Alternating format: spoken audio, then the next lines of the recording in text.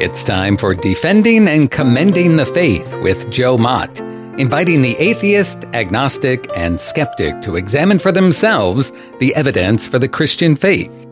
We are all limited by what we do not know and by the things we think we know but are not true.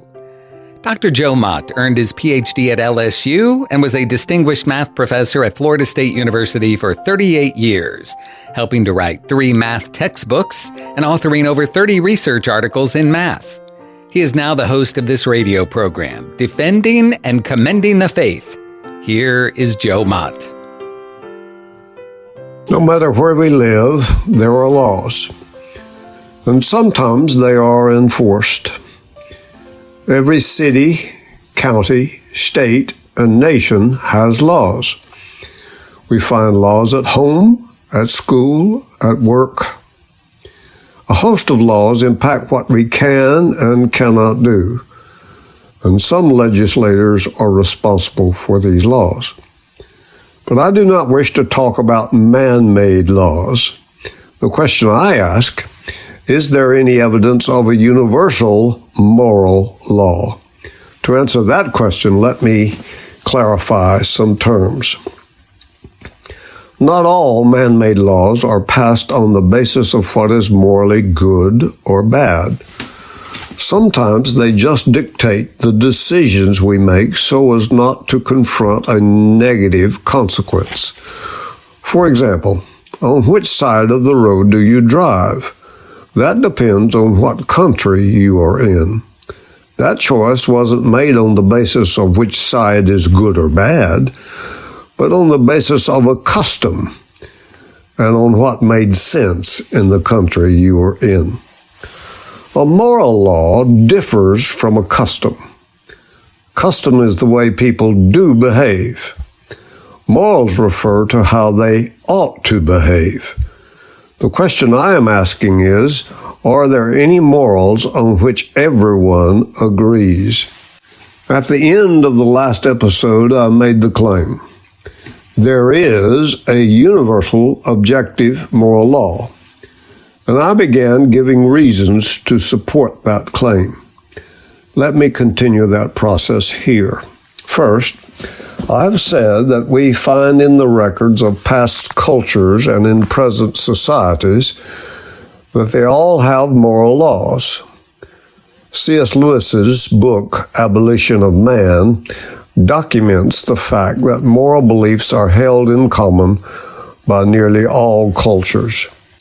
The morality defined in the Jewish 10 Commandments, the Babylonian Code of Hammurabi, the Chinese Tao, and the Christian New Testament all differ in detail and emphasis, but not in their core essence. All cultures, for example, promote truth-telling and caring for children. The reason for this is obvious. A whole culture full of liars is bound to sink into chaos sooner or later. And a culture that does not care for its children will eventually disappear. All major cultures have rules that say people cannot kill others at will or engage in sex with just anyone they want. All cultures prohibit disrespect for parents, lying, stealing, and killing, and promote justice and honesty for obvious reasons. When the U.S. captured Saddam Hussein and turned him over to the Iraqi government, his own people put him on trial. Virtually every nation found his actions to be morally wrong. There was no international outcry for him to be absolved. All people recognized his actions as criminal. Despite variations and distortions, the same essential sense of morality appears in all cultures. How can we explain a moral code that is consistently present in all societies? What gives every sane person on the earth an innate sense of right and wrong? I think it is because God created us in His image and placed within all of us a conscience.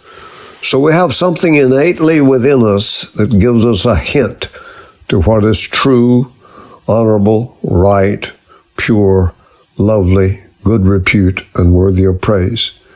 This commonality points to God as the source of morality. Second, all people believe they are entitled to certain rights. Life, liberty, and the pursuit of happiness is a well-known phrase in the United States Declaration of Independence. The phrase is not legally binding, but has been widely referenced and seen as an inspiration for the basis of government. There are many things we don't want others to do to us. Don't injure or kill someone I love. Don't lie to me. Don't take my stuff and call it yours. Don't abuse me, my family, or my dog. What parent wants their children to lie to them or steal from them? If anyone does these things to us, we get upset.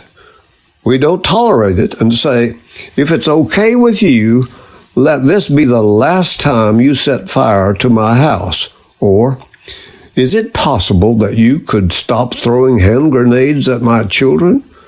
No, we don't let these things slide. We get angry. Why? Because someone has violated our moral code. In the USA, we have the golden rule. Do unto others what you would have them do to you. China has the reverse golden rule. Third, all people live their lives and talk like there is a moral law. We all find some things like genocide, racism, bigotry, rape, etc., and label them as evil. We apologize for things we said or did that we knew instinctively were not right. We somehow possess an awareness of what we ought to do. When we fail to do what we ought, a part of our mind we call conscience evokes an unpleasant feeling we call guilt. Is that feeling, present in almost all individuals, an indication of a God-given moral law? I think so. Our conscience influences not only our behavior, but also how we feel about our behavior. Do we simply make it up? Sigmund Freud thinks we do, just like we make up our traffic laws, and he claims that moral codes can change from culture to culture.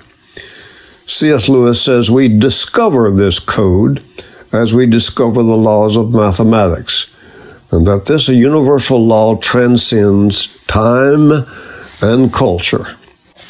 Dr. Armand Nichloli writes in the book, The Question of God, Freud's philosophical works are not characterized by the objective, dispassionate tone of the clinician or scientist.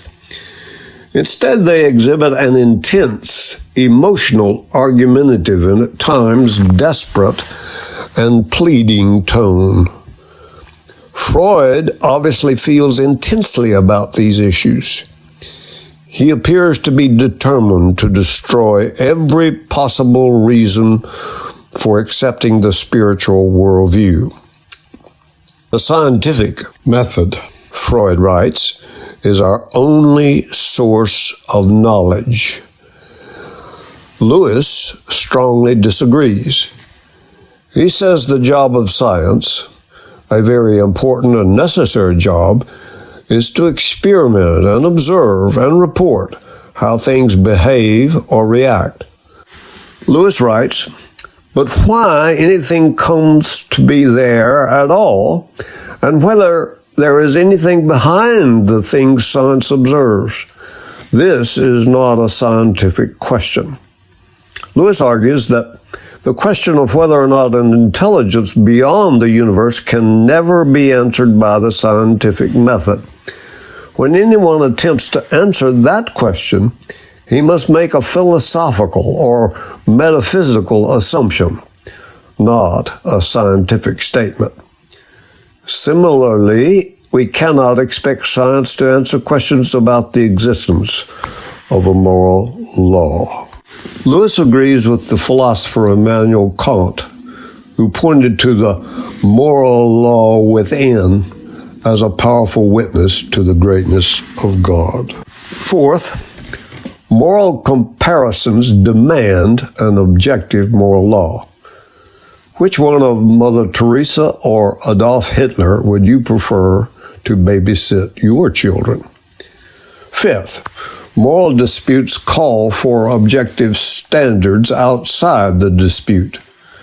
C.S. Lewis said, "The moment you say that one set of moral ideas can be better than another set of ideas, you are, in fact, measuring them both by a standard, saying that one of them conforms to that standard more nearly than the other. But the standard that measures the two things is something different from either." Sixth, we don't invent moral laws any more than we invent physical or mathematical laws. We discover them. Isaac Newton didn't invent gravity. He simply discovered it. Seventh, we can't know what is unjust unless we know what is just, any more than what is unfair unless we know what is fair, or what is evil unless we have an idea of what good is. Lewis said, "My argument against God was that the universe seems so cruel and unjust. Just how did I get this idea of just and unjust? A man does not call a line crooked unless he has some idea of a straight line. What was I comparing this universe with when I called it unjust? Of course, I could have given up my idea of justice by saying it was nothing but a private idea of my own. But if I did that, then my argument against God collapsed too. For the argument depended on saying that the world was really unjust, not simply that it did not happen to please my private fancies. Thus, in the very act of trying to prove that God did not exist, in other words, that the whole of reality was senseless, I found I was forced to assume that one part of reality, namely my idea of justice, was full of sense."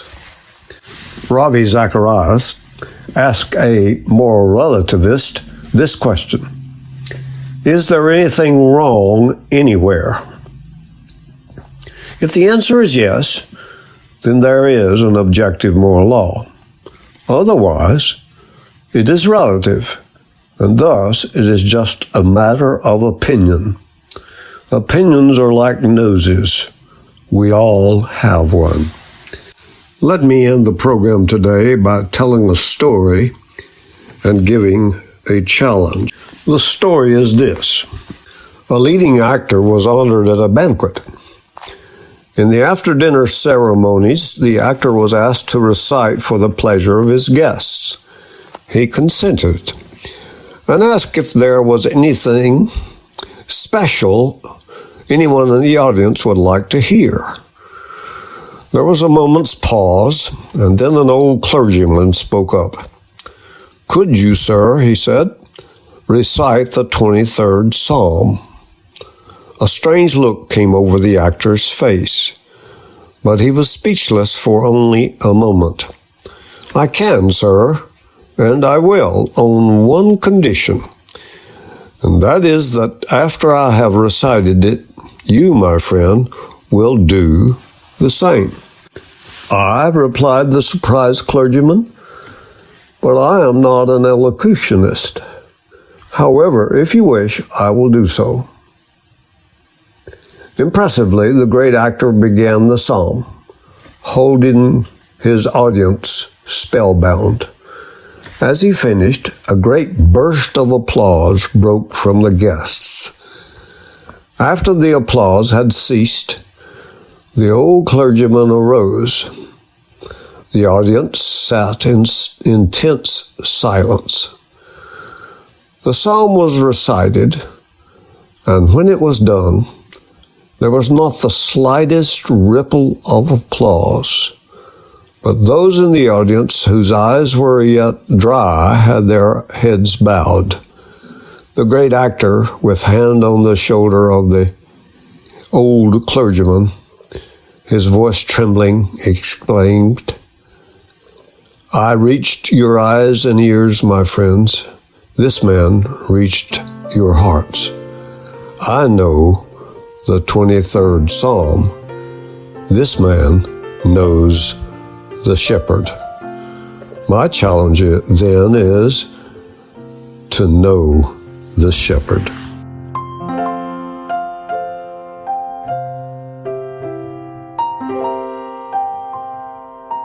Thank you for listening to Defending and Commending the Faith with Joe Mott, a production of Wave 94 Radio in Tallahassee, Florida. If you have any questions or comments for Joe, please forward them to Doug Apple at Wave94 at this email address, dougapple@wave94.com. And be sure to join us every Monday evening at 6:45 p.m. on Wave 94 and subscribe through your favorite podcast app. Defending and Commending the Faith with Joe Mott.